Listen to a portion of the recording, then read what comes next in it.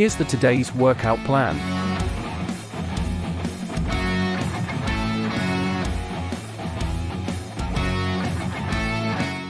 Body rotations exercises involve twisting and turning movements that help to improve the flexibility, stability, and strength of various muscles in the body.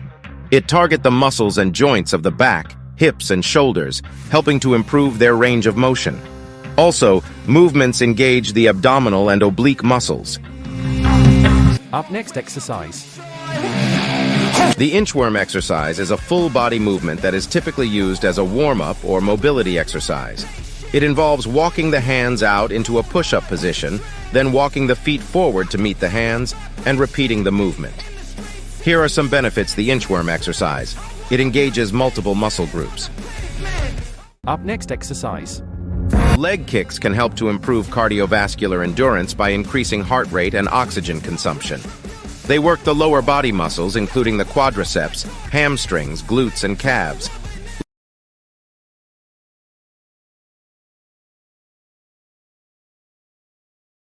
Overhead reach exercises help increase the range of motion in the shoulder joints, which can improve overall mobility and flexibility in the upper back. Strengthening of upper body muscles.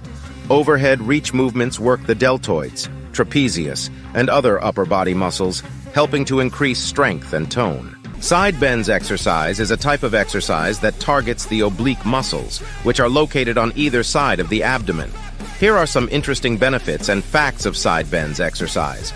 Tones the oblique muscles. The main benefit of side bends exercise is that it tones and strengthens the oblique muscles.